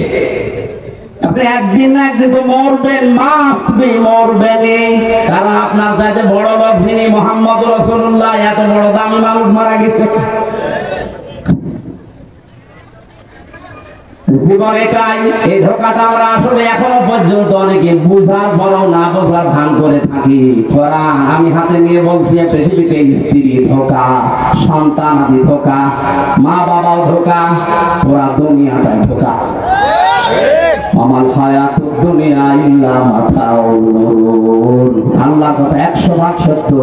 আল্লাহ বলেন পুরা দুনিয়ার জীবনটা ধোঁকা, এর ভেতরে পড়ে থেকে আসল জীবনটা নষ্ট করো না। দৌড়াও, আমি আল্লাহর ক্ষমা পাও কিনা এটার দিকে দৌড়াও। জান্নাতের আরদুহা, ওই জান্নাতের দিকে দৌড়াও যে জান্নাতের প্রশস্ততা আকাশ আর জমিনের চাইতেও বিস্তৃত। উইদ্দাত লিল মুত্তাকিন, যেটা আমার পরহেজগার, যেটা আমি আল্লাহ আমার আধুনিক বান্দাদের জন্য পরহেজগার, আল্লাহওয়ালা, তাকওয়াবান। ভদ্রলোক শব্দটা আছে তাফসিরে, যারা ভদ্রলোক তাকওয়াবান, আমি আল্লাহ তাদের জন্য আমার বিশাল বাগানটা তৈরি করে প্রস্তুত করে রেখে দিয়েছি। এবার আসেন তো আমার আসল আলোচনার বিষয়ে শুরু করছি। আল্লাহ যে বলেন উইদ্দাত লিল মুত্তাকিন, আমার মুত্তাকি বান্দাদের জন্য বাগান আমি রাখলাম। হাদিসে কুদসির ভেতরে পড়েছি, আল্লাহ রাব্বুল আলামিন হাদিসে কুদসি এটা আ'দাতু লিইবাদিহিস সালিহিন মা লা নাইলুন রাআত ওয়ালা উযুন সামিআত ওয়ালা খাতারা আলা কলবি বাশার। নবীজিকে দিয়ে আল্লাহ বলাচ্ছেন, নবী আপনি বলেন আমার বান্দার জন্য এমন বাগান, এমন জান্নাত আমি তৈরি করে রেখেছি কোনদিন কোন মানুষের চোখ দেখে নাই, কোনদিন কোন কান শোনে না এর বর্ণনা। আমি আর কতটুকু বর্ণনা দিতে পারবো তাফসীর দিয়ে? আল্লাহ পাক নবীকে দিয়ে বলাচ্ছেন যে এমন বাগান আমি বানালাম, আমার কোন বান্দার চোখ তো দেখে নাই, কানও শোনে নাই, কোনদিন কারো কল্পনার জগতে আসে না। মানুষের কল্পনার জগৎ ছোট না বড়? বলেন বলেন, কেমন বড় বলেন তো? আমি কল্পনা করলাম এখানে 10 তলা বিল্ডিং হবে, কয় মিনিট লেগেছিল? 1 সেকেন্ড। 2-3 সেকেন্ডের ভেতরে আমার কল্পনা শেষ যে 10 তলা বিল্ডিং হবে এখানে, অথচ এটা বানালে 2-3 মিনিট সময় লাগবে, 2-3 বছর লাগবে। এরপরও কত মাল মশলা লাগবে আপনি হিসাব করেন। আল্লাহ পাক বলেন মানুষে কল্পনা করেছিল 10 তলা বিল্ডিং। ওয়ালাকুম ফিহা মা তাশতাহি আনফুসুকুম ওয়ালাকুম ফিহা মা তাদউন। আমি এমন জান্নাত বান্দা বান্দীদের জন্য বানিয়েছি যেখানে চাওয়ার আগে জিনিস পাওয়া যাবে। ধরে বলেন সুবহানাল্লাহ। এই জান্নাতের দিকে আল্লাহ দৌড়ানোর জন্য আমাদেরকে আহ্বান জানালেন যে দৌড়াও, আমি প্রস্তুত করে রেখেছি আমার বান্দাদের জন্য যেটা কল্পনার জগতেও ধরে না। 5টা গুণ যারা দুনিয়াতে অর্জন করতে পারবে আমার আল্লাহ তাদের জন্য এই বাগান প্রস্তুত করেছেন। কয়টা? বলেন বলেন। কোরআনে কারীম জানাচ্ছে আল্লাযীনা ইউনফিকুনা ফিস সাররা'i ওয়াদ দাররা, যারা সুখে দুঃখে দান করে, মানুষের জন্য খরচ করে। ইনফিকুনা এটা মজারে বর্তমান, ভবিষ্যৎ, প্রেজেন্ট, ফিউচার। যারা সুখে হোক দুঃখে হোক যে অবস্থায় থাকুক খরচ করার অভ্যাস তৈরি করেন। আমাদের বলেন আমার কিছু নেই, আমি করবো কি, যা সবটাই করবেন, এটা আমার কথা বলার যোগ্যতা আছে, এটা আমি ইসলামের জন্য মানবতার জন্য চেষ্টা চালাবো খরচ করার। আপনার লেখনের যোগ্যতা আছে, ওইটা আপনি লিখবেন। আপনার ক্ষমতা শেয়ার আছে, ওইটাই আপনি খরচ করবেন। ওসি সাহেব মনে করেন ওনার শেয়ারে খরচ করার বিষয় কি, শেয়ার খরচ করলে শেয়ার থাকবে। ওনার সামনে একটা এসআই সাধারণ একজন বিনা কারণে মানুষকে ধরে এসে পিটাচ্ছে, ওনার কিছু করাও লাগবে না, টাকা পয়সাও দেওয়া লাগবে না। ওনার শুধু চেহারাটা সামনে নিয়ে যদি বলে এই বেটা কি করিস, এমনিতে আমার আল্লাহ ওই লাখ টাকা মুক্ত করে দেবে। এটা ওনার খরচ। এটা কি? সুতরাং যে পর্যায়ে আছেন ইসলামের জন্য, মানবতার জন্য আপনি খরচ করে দেন।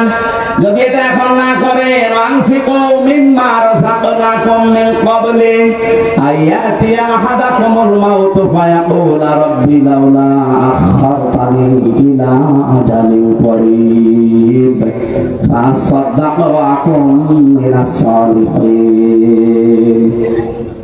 মরণ যখন চলে আসবে, মানুষ আর কি জানাবে, আল্লাহ আমার একটু সময় দাও, একটু সময় যদি পয়সা আছে যা তোমার জন্য, ইসলামের জন্য, মানবতার জন্য সব দিয়ে আসবো, আমি ভালো মানুষ হয়ে যাব। কি হব? বলেন বলেন, আমি ভালো মানুষ হয়ে যাব। আল্লাহ রাব্বুল আলামিন বলেন, وَلَنْ يُؤَخِّرَ اللَّهُ نَفْسًا إِذَا جَاءَ أَجَلُهَا وَاللَّهُ خَبِيرٌ بِمَا تَعْمَلُونَ। এটা আমি বাস্তবে মিলিয়েছিলাম রিমান্ডে থাকাকালীন। একটু খেয়াল করুন, আমাদের বাংলাদেশ, ভারত, পাকিস্তানের মুসলমানদের ইসলামের এই আইনগুলো, এই আয়াতগুলো মেনে নেওয়া, আর মধ্যপ্রাচ্যে যারা মুসলমান বাস করে তাদের এই আয়াতগুলো মেনে নেওয়া এক না। ওরা কোরআনের এই আয়াতটাই অন্যভাবে মানতেছে, আমরা যেভাবে বিশ্বাস করি এইভাবে না। রিমান্ডে যে অফিসার হিন্দু মানুষ, উনি আমার শোনাচ্ছিলেন যে আমি ওমানে ছিলাম 3 বছর, 2 বছর, 2টা বছর আমি এক হোটেলে খাবার খেতাম। যে দেখি যে হোটেলের মালিক উনি টাকাগুলো বলতেছে, গণনা করে টাকা নেই, ক্যাশে বসে আছে, আর যে পানি দেয়, রুটি দেয়, খাবার নিয়ে আসে, তরকারি নিয়ে আসে, ওই লোকটা, এই লোকটা ছেলে, ছোট ছেলে। আমি প্রশ্ন করলাম, আপনি দোকানের মালিক, এত টাকা পয়সা আপনার, আর আপনার ছেলে আপনার সামনে কর্মচারী, তাও মানুষের, সাধারণ মানুষের খেদমত করে, রুটি টেনে দেয়, পানি টেনে দেয়, একটা কাজ করলেন আপনি? মনে ওনার ভাষায় কোরআনের একটা সূরা তাগাবুনের 14 নম্বর আয়াতটা পড়ে এই হিন্দুকে শুনিয়েছে। হিন্দুরা দেখলাম অনেক আয়াত মুখস্থ আছে। বলছে হুজুর আমার শোনালে সূরা তাগাবুনের 14 নম্বর আয়াত, ইয়া আইয়ুহাল্লাযীনা আমানু ইন্না মিন আজওয়াজিকুম ওয়া আওলাদিকুম আদুওয়ান লাকুম ফাহদারুহুম ইলা আখির আয়াত। আমি পড়াটা পড়েছিল। হে ঈমানদারেরা, তোমাদের স্ত্রী, সন্তান এগুলো দুনিয়ায় মাঝে মাঝে তোমাদের শত্রু হয়ে দেখা দেবে, তাদের সাথে সতর্ক থাকো। দোকানদার ওনাকে আমার ভাষা দিয়ে বলছিল, ভাই আপনি কি জাতিতে আমি জানি না, তবে আমার এই সন্তানের প্রতি আমার 4টা দায়িত্ব ছিল, 4টাই আমি পালন করেছি। কোরআনে কারীম আমাকে বারবার এই আদেশ দেন যে সন্তান দুনিয়াতে আসার পরে তার একটা সুন্দর অর্থবোধক নাম রাখো, আমি বাবা হিসাবে রেখেছি। 2 নম্বরে তাকে দ্বীনের শিক্ষা দাও, যতটুকু পড়লে ইসলাম মানা যায় আমি দিয়েছি।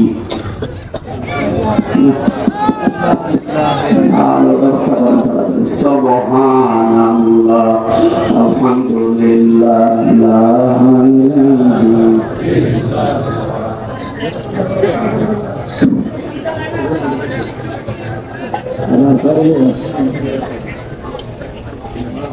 বলছিলাম কিন্তু মৃত্যু করে সুবহানাল্লাহ, আলহামদুলিল্লাহ। আমি কি করতে বললাম আপনাকে? কি করে আওয়াজ তো একটু দিয়ে জিকির করেন, নাকি গান বলবেন? সুবহানাল্লাহ, আলহামদুলিল্লাহ, কি বন্ধ? লা ইলাহা ইল্লাল্লাহ মুহাম্মাদুর রাসূলুল্লাহ। 2 নম্বরে আমার দায়িত্ব ছিল তাকে জ্ঞান শিক্ষা দেওয়া, কোরআনের হাদিসের আমি যতটুকু সমর্থ আছে আমি দিয়েছি। ইসলাম মানতে পারে এই অবস্থা তার আছে। 3 নম্বরে সব একটা পাত্রে দেখে তাকে পাত্রস্থ করেছি আমি একটা। কারণ হাদিস জানা আল্লাহ ওয়ালা একটা মেয়ে লোক তাকে নিয়ে দিয়েছি। 4 নাম্বার একটা হালাল কর্মজীবন তৈরি করে দেওয়া বাবা হিসাবে আমার দায়িত্ব আমি দিয়েছি, আমার যতটুকু সামর্থ্য ছিল। পরে তো ঘুষ দিয়ে আমি কোনো চেয়ারে বসিয়ে দিতে পারি না, ওর যে যোগ্যতা ছিল ওই অনুযায়ী ওকে 20-22 হাজার টাকা মনে করে কামাই করার মতো একটা তৈরি করে দিয়েছি আমি, আমার দায়িত্ব শেষ।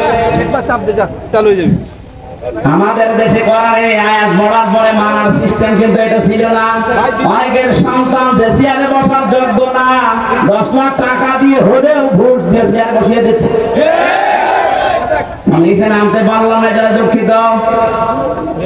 আমার ভাইরা, আমি যেটা বোঝাতে চাই, আল্লাহ রাব্বুল আলামিন খরচ করার জন্য যে নিয়ম নীতিগুলো আমাদেরকে দিয়েছেন, আপনি সুখে থাকেন দুঃখে থাকেন যে অবস্থায় থাকেন অভ্যাসটা জারি রাখবেন, আপনি খরচ করবেন। আল কাযিমিনাল গায়জ ওয়াল আফিনা আনিন নাস। আল্লাহ পাক বলেন যারা রাগ চেক দেয়, রাগকে যারা চেক দিতে পারে, রাগ হওয়ার পরে চেক দেওয়া, এটা বড় মুজাহিদের কাজ। মানুষকে যারা মাফ করে দেয়, ক্ষমা করে দেয়, এই সুযোগটা আমরা যেন হাতছাড়া না করি।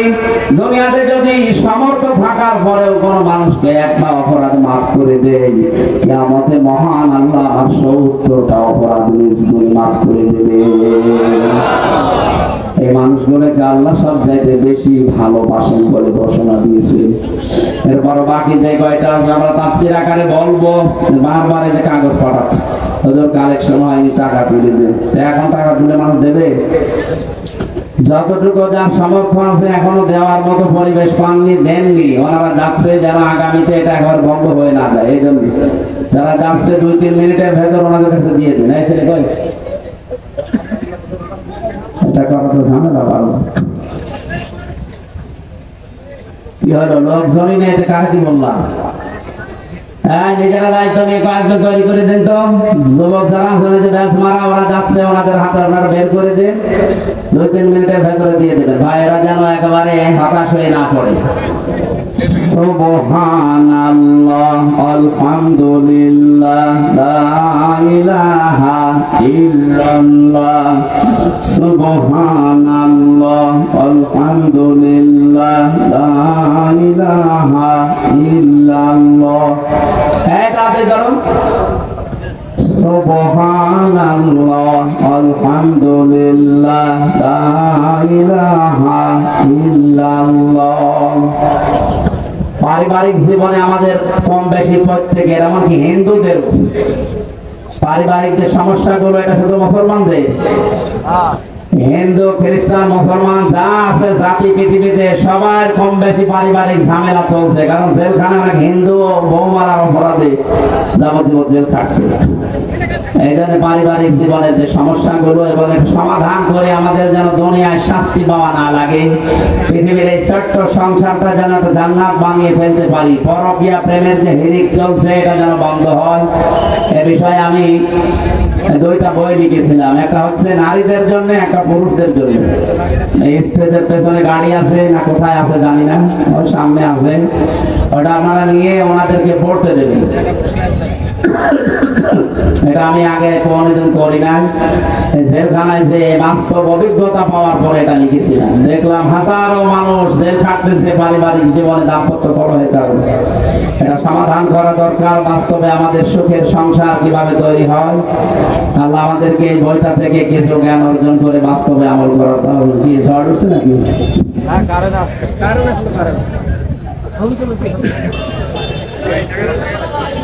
একটু তাড়াতাড়ি করুন ভাই, যতটুকু সামর্থ্য আছে আপনি 1 টাকা হলেও দিয়ে যাবেন। আল্লাহ যাদেরকে ভালোবাসেন বলে ঘোষণা দিলেন, আল্লাহু ইউহিব্বুল মুহসিনিন, এই দলে অন্তর্ভুক্ত হওয়ার তৌফিক দিন। যে জান্নাত, যে বাগান আল্লাহ আমাদের জন্য বানিয়েছেন, জান্নাতের স্তর হচ্ছে 100টা। কয়টা? আমরা অনেকে জানি জান্নাত একটা, জাহান্নাম একটা, এর স্তর 7টা বা 8টা না।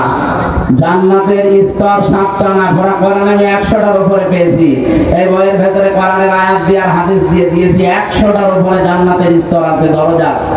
দুনিয়াতে যে ধরনের ভালো কাজ করবে আল্লাহ তাকে ওই দরজা দিয়ে প্রবেশ করাবে। বেশি প্রচলিত যেগুলো আছে জান্নাতুল ফেরদাউস, জান্নাতুল মাওয়া, দারুস সালাম, জান্নাতুল নাঈম, জান্নাতুল আদম, জান্নাতুল খুলদ, জান্নাতুল আলিয়া, দারুল কারাম। এই 8টার পরিচয় আমরা বেশি জানি বা মুখে মুখে চলে। মাকাদ সিদকিন আমিন, এই সমস্ত জান্নাতের যে দরজা আছে, স্তর আছে, অনেকে জানি না। এর ভিতরে 100টার উপর স্তর দেওয়া আছে। আমরা জান্নাতের 100টা স্তর, যে আমল করলে যে স্তর দিয়ে যে দরজা দিয়ে আল্লাহ প্রবেশ করাবে। জান্নাতের এই দরজাগুলোর পরিচয় কালকে আমার মাহফিল আছে দিনাজপুরে, কোনে জানো? কাহারুলে আছে দিনের বেলা, ওই জায়গায় অন্তত 8টার পরিচয়, কোন কাজ করলে কোন জান্নাতে আপনি যেতে পারবেন দরজা দিয়ে, ওখানে শোনাবো ইনশাআল্লাহ। আর রাতের বেলা আছে রানী সংকলে, ওখানে বাকি যে কয়টা আছে দেখি বলতে পারবেন। খুব কষ্ট হচ্ছে গরমে, আর বলছি না, যারা যা দিয়েছেন আল্লাহ যেন কবুল করেন। আল্লাহুম্মা আমিন। লা ইলাহা ইল্লা আনতা সুবহানাক ইন্নী কুনতু মিনাজ জালিমিন। লা ইলাহা ইল্লা আনতা সুবহানাকা ইন্নী কুনতু মিনাজ জালিমিন। ফাস্তাজাবনা লাহু ওয়া নাজাইনাহু মিনাল গাম্মি ওয়া কাযালিকা নুনজিল মুমিনিন। মাথা নিচু করো, মাথা নিচু করে, চোখ বন্ধ করে।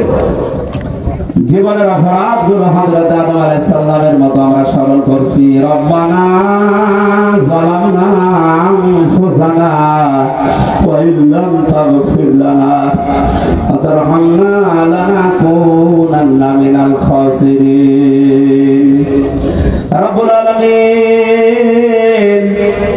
বাংলাদেশের দিনাজপুর জেলার সদর থানার এই গাবুলা এলাকার দিকে তোমার দৃষ্টি নিক্ষেপ করে দেখো। হাজার হাজার বান্দা বান্দি রাত 12টা বেজে যাচ্ছে, তাহাজ্জুদের এই সময় পর্যন্ত এরা চাতক পাখির মতো বসে আছে। কোরআনে কারীম জানিয়েছে জান্নাতের দিকে দৌড়াতে, তোমার ক্ষমার দিকে দৌড়াতে। বাকি জীবনে যেন এই আয়াতটা আমরা মেনে চলতে পারি, সেই তৌফিক আমাদের ভিক্ষা দাও। বিশাল আয়োজনে যদি সওয়াব তুমি দিয়ে থাকো, কোটি কোটি করে বাড়িয়ে দাও। কিয়ামতে যিনি সুপারিশ করে জান্নাতে নিয়ে যাবে, ওই নবীর রওজায় পৌঁছাও। হযরত আদম থেকে যত মানুষ কবরে আছে এদেরকে তুমি মাফ করে দাও। বিশেষ করে আমাদের মা নেই, যাদের বাবা নেই, মার বাবাকে তুমি এই মুহূর্তে কবরে জান্নাত দিয়ে দাও। আল্লাহ তাআলা মাহফিলের প্রধান অতিথি, বিশেষ অতিথি সহ যত সম্মান মানুষেরা বসে আছে, এদের সম্মান মর্যাদা দুনিয়া আখিরাতে বাড়িয়ে দাও। আমাদের সম্মানিত সভাপতি, আমার মাথার তাজ, বিশিষ্ট আলেমে দ্বীন, রব্বুল আলামিন তোমার আলিম বান্দাকে আলেম হিসাবে কবুল করে নাও। এই আসনের মাননীয় এমপি যিনি, তার মায়ের জন্য তিনি দোয়া চেয়েছেন। তুমি নিজেই শিখিয়েছো মায়ের জন্য দোয়া করা। রব্বির ফারহামহুমা কামা রব্বায়ানি সাগীরা। আল্লাহ এমপি সাহেবের মাকে তুমি ক্ষমা করে দাও, তার জীবনের ভালো ভালো কাজগুলো কবুল করো। ওই মহিলা জীবনের অন্যায় যদি কিছু করে মাফ করে দাও। এমপি সাহেবের বাবাকে তুমি ক্ষমা করে দাও। বিশাল জনপদের দায়িত্বটার মাথার উপরে দিয়েছো, ওমরের মতো পালন করার সুযোগ দাও। সম্মানিত মা বোনদেরকে তুমি পর্দায় থাকার তৌফিক দাও। ফাতেমার মতো, আসিয়ার মতো, আয়েশার মতো জীবন তাদেরকে দাও। স্বামী সংসারে যাদের শান্তি নেই, তোমার সালাম নামের খাতিরে শান্তি দাও। রব্বুল আলামিন, এই জেলার মাটির নিচে যত মানুষ ঘুমিয়ে আছে, কর্নারের ইজ্জতে তাদের মাফ করে দাও। প্রশাসনের যে ভাইরা আজকে মাহফিলে সাহায্য সহযোগিতা করেছে বিভিন্ন ভাবে, তাদের মা বাবা, আত্মীয় স্বজন যারা বিভিন্ন জায়গায় আছে, তাদেরকে তুমি সহি সালামতে রাখো। প্রশাসনের এই দেশের দায়িত্বটা তুমি ইবাদত হিসাবে নিয়ে নাও। আগামীতে এই মাহফিলটা করার জন্য বিশাল আকারে কবুল করো। যে যুবক কবুল ও শ্রম দিয়েছে আল্লাহ, এই যুবকদেরকে তুমি আর অন্যায় কাজে ফেলে দিও না, মরণ পর্যন্ত এদেরকে হেদায়েতের উপরে থাকার তৌফিক দাও। বারাকাল্লাহু লানা ওয়া লাকুম ফিল কোরআনিল আযীম। কখন কার ডাক চলে আসে যায় না, যখনই মরণ আসবে আজরাইলকে যখনই দেখবো যেন বলতে পারি লা ইলাহা ইল্লাল্লাহু মুহাম্মাদুর রাসূলুল্লাহ। আসসালামু আলাইকুম। যাওয়ার সময় বইটা অবশ্যই নিয়ে যাবে, মাইকের আওয়াজ লাগবে। আর কি মাইক দিয়েছেন এটা? এই মাইক আমার মাহফিলে দেবেন।